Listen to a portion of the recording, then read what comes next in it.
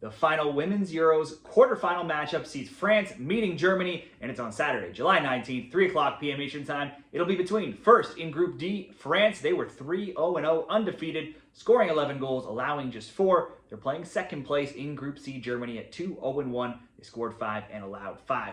This matchup sees France being favored at -106, the draw +250, Germany +290. To advance by any means, extra time or PKs, France big favorites -200 and Germany +150. This will be a rematch of the last Euros in 2022, where Germany knocked out France by a 2-1 score in the semifinals. Later that year, Germany won 2-1 in a friendly as well, but last year, in 2024, France won 2-1 in the Nations League semifinals. For France, they're 10th ranked in the world, and if we look at the recap of their tournament, it was a big matchday 1 game between another contending team in England. There was goals from Katoto, Baltimore. That gave France a 2-0 lead. They would hold on to, even though England did get on the score sheet late in that game in the 87th minute. But France still had 6 shots on target to England's only 2, and they held England to just only 2 shots until coming late in the game. Game 2 was against Wales. Always looked like a bit of a mismatch, and it certainly was. Even with many changes in the lineup, France scored 8 minutes into the game, added a PK in first half stoppage time, 2 more goals in the second, won that one 4-1. They had 75% possession, let in shots, 14-6, shots on target, 8-4. Matteo, Diani, Mari, and Guerrero all got on the score sheet. Next up, Game 3, the final match day, was against the Netherlands. They took the 1-0 lead. The game went level at ones. They fell behind 2-1 at the half from an own goal, but goals in the 61st, 64th, 67th, and 92nd minute PK saw them storm back and blow out the Dutch 5-2. 4 players scored, highlighted by a brace from Cascarino.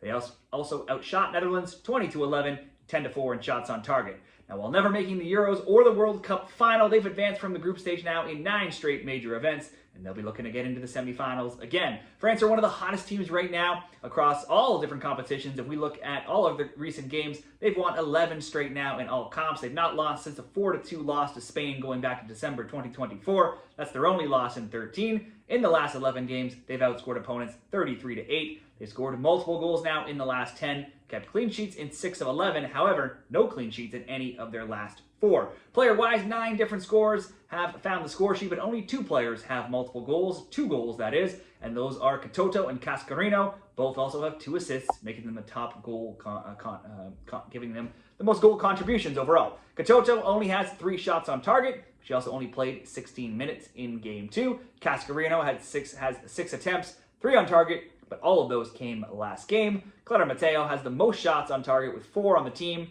coming from 6 different attempts on target. She doesn't play often, doesn't often play the full game though, so maybe not worth the player prop though, as she's played 29, 74, and 20 minutes in the 3 games. Oddly, Diani's only shot on target this game was a PK, and it was a goal. That was against Wales. She has only 3 attempts, but has only played 29, 90, and 20 minutes.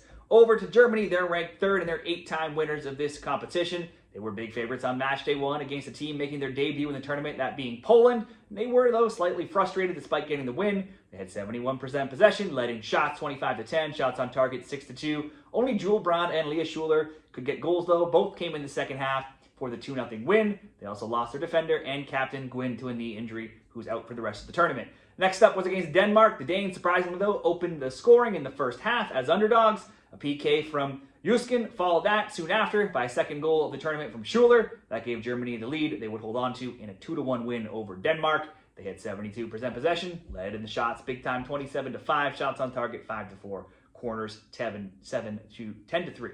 And Germany in match day 3 had a big matchup with Sweden. Jule Brand opened the scoring in the 7th. Sweden tied it minutes later in the 12th. Took a 2-1 lead in the 25th, and then the wheels fell off for Germany. Wander saw a red card in the 31st. They conceded a PK, which was converted. Sweden took a 3-1 lead, added another late in the game to get the 4-1 win in a game that decided who would finish first in the group. 4 different players scored, including Blackstenius, Holmberg, Rolfo, and Hertig. Last year, this team won bronze in the Paris Olympics. Their form now has seen them win 7 of 8 with scores of 4-1, 4-0, 6-1, 4-0, 6-0, 2-0, 2-1, and then last game's loss of 4-1. So they were rolling until last round. They have just 2 losses as well in their last 11. Bets on the over have been cashing quite a bit. The over 2.5 is on an 11-2 run. Schuler's now scored in 6 of her last 7 games. She and Brand lead the team with 2 goals each. Germany has taken some of the most shots if we look at some of their players overall in the Euros here. Clara Boule is second overall in the Euros with 16 attempts. However, remarkably, she's only put one of those on target. And in fact, versus Denmark, she had 12 shot attempts and 0 of those on target. So she takes a lot of shots, not necessarily landing any on the frame. Nuskin has 10, Schuler has 9. Jewel Brand has been the most effective in shots, though, with 5 on target of her 7 attempts. That's the second most shots on target in the tournament overall. She has a goal or an assist as well in all 3 games. For France and Germany, best bets, past Brand and Schuler with 2 goals. Only Nuskin has the PK for Germany, and they only have 5 goals, so they're one of the lower scoring teams that have made it this far in the tournament.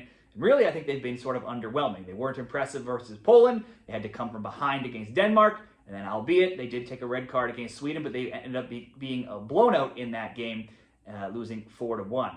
Both of these teams have seen plenty of goals in their games. Certainly, I think both teams to score at minus 163, not a bad bet. Both teams to score over 2.5, even money at plus 100, also not bad. We consider that both teams have scored and conceded in all 3 games. The both teams to score over 2.5 is 3-0 for France. It's also 2-1 for Germany. France themselves have scored at least 2 goals in 10 straight games now. I'm going to create a same-game parlay for this game. If I was going to pick a winner, I would go with France. I think they've looked better. I don't think Germany's looked that great.